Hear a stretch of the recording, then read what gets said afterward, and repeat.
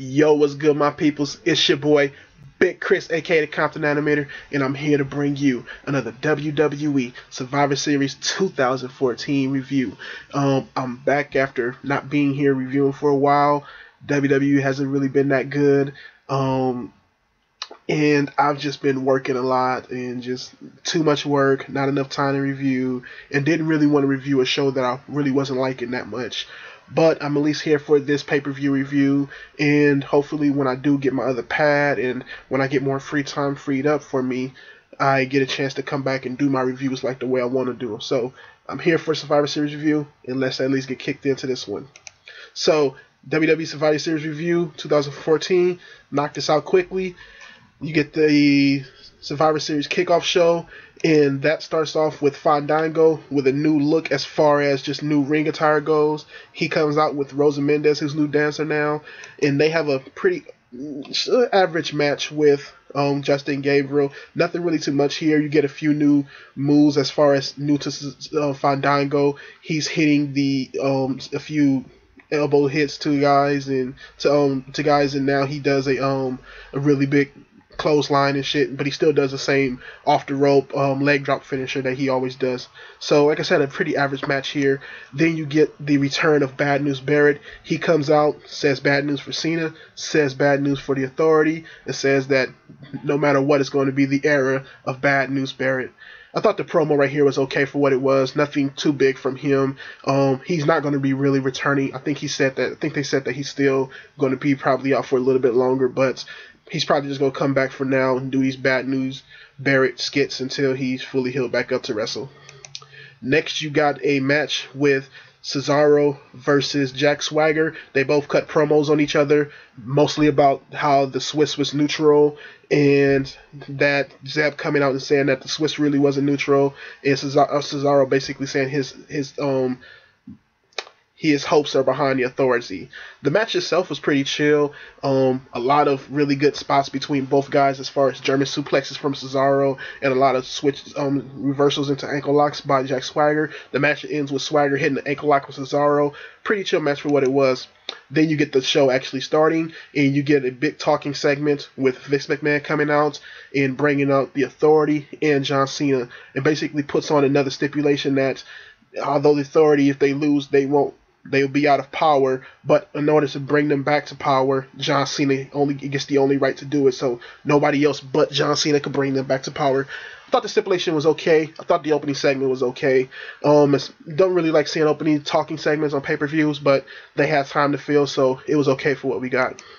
Next, you got a big Fatal 4-Way Tag Team Titles Survivor Series match, and this main match was just showing Damian Mizdow doing his thing. The match did get hotter once the Usos got back into it and they started going at guys and doing all their quick moves, but you basically end up getting big moves off the rope with Golden Stardust and the Matadors, and you get pinned by Mizdow, and Mizdow and Miz pick up the win, and your new tag team champions. And like I said, this match was basically Mizdow placating to the crowd and cheering for them every time that they wanted him to see him get in the match. He got in the match probably like twice for a cheer, and then one to hit the final pin. It kind of pissed the Miz off, and I like that it shows the dynamic between both of them, that Mizdow is getting most of the cheers and stuff, and that the Miz is kind of upset by it, but is happy that he's getting gold and he's getting further pushed with it. So I like what I saw here, but it really wasn't that great. Next, you get a female Survivor Series Divas match, and this basically was a bunch of girls that really didn't care about in Paige on one team, and other divas that can really wrestle on the other team, and they basically beat up everybody. And Paige did get back a little bit here, but the other four divas on the Good Girls team picked up the win here. I thought that Alicia Fox, Naomi, and Natalya looked good here, as well as Paige. All the other girls, including Emma, didn't really do anything for me and didn't really pop the crowd as well. The other girls did an okay job, and I thought it was an okay match for what it was, especially for the time killer that it was. Next, you get a really fun match between Bray Wyatt and Dean Ambrose. The hype for this match hasn't been too great, but I've really liked as far as the promos cut by both guys.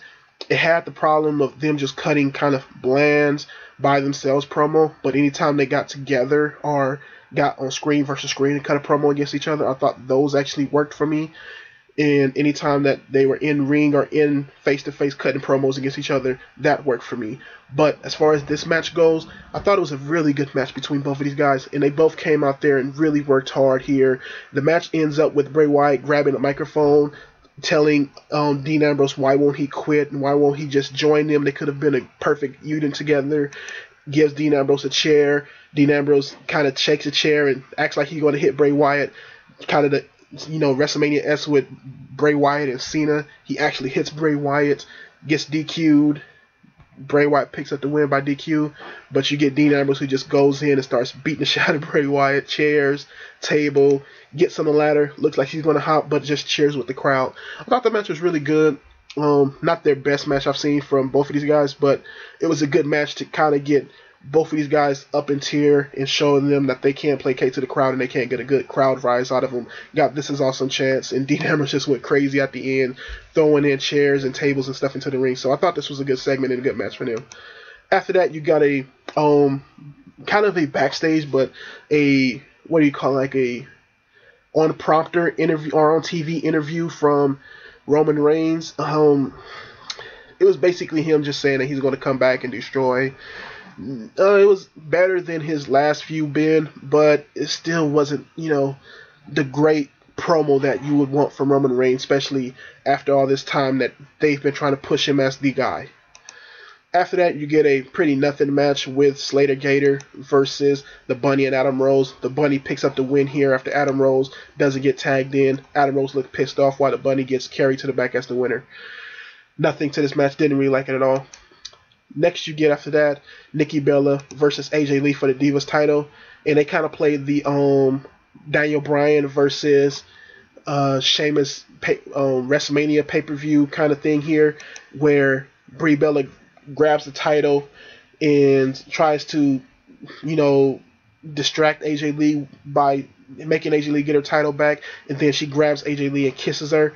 Brie Bella knocks her in the back of the head, picks her up, rack attack, and your new Divas champion, Nikki Bella.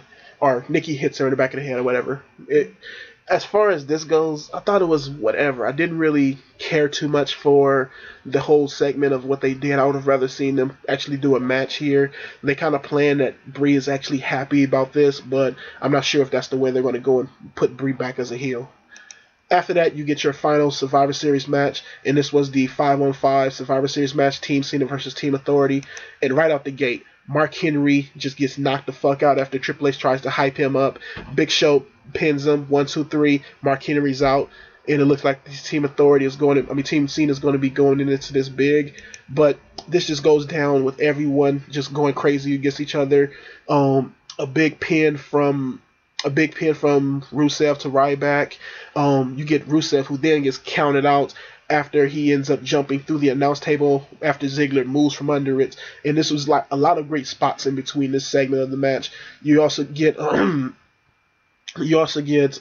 Rowan, who gets pinned this time and gets eliminated as well. Several other guys not several other guys, but so I don't know why I'm thinking when I can just look at this damn picture, but kind of shaking off the rust for not reviewing a little bit here. But Big Show kind of shows that he's going to come in and try to fuck up the rest of the Authority, and then you get Cena, who gets up and ends up getting knocked out by the Big Show. Big Show turns on Cena and the Team Cena, shakes Triple H's hand, and walks out, getting himself counted out. After that, you get Cena, who ends up getting pinned and getting taken out himself, and now it's just Dolph Ziggler left. And you get the Authority members who just try to, just get at Dolph Ziggler, but he ends up going through it, pinning Kane, pinning Luke Harper, and almost pinning Seth Rollins, but then Triple H pulls out the referee and starts beating down referee after referee, gets in, hits Ziggler with the pedigree, gets another referee out there. Looks like Team Authority's about to win, and that's when you get the debut of the legend Sting. He comes out, big stare down with Triple H, and that's when you get the Sting of Death drop to Triple H. This is also a chance from the crowd Sting takes Ziggler, puts him over Seth Rollins. The beginning referee gets in the ring. 1, 2, 3. And Ziggler wins for Team Cena. The Authority is no longer in power. Triple H is pissed off.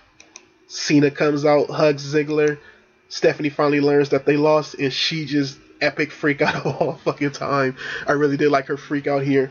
And I thought this was a great match. I thought they did a really good job of just playing different ways with this match and just going crazy, just different things.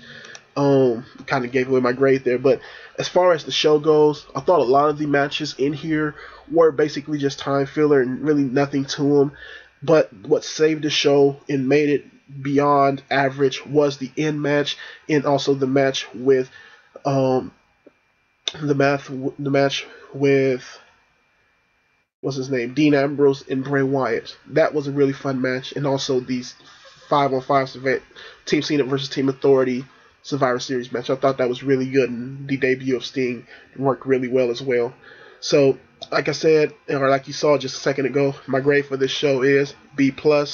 Like I said, I thought the other matches were okay, but nothing really great out of this whole show except Ziggler getting pushed to the main event finally, and also, the end with Sting coming out and debuting. So, yeah, pretty good show.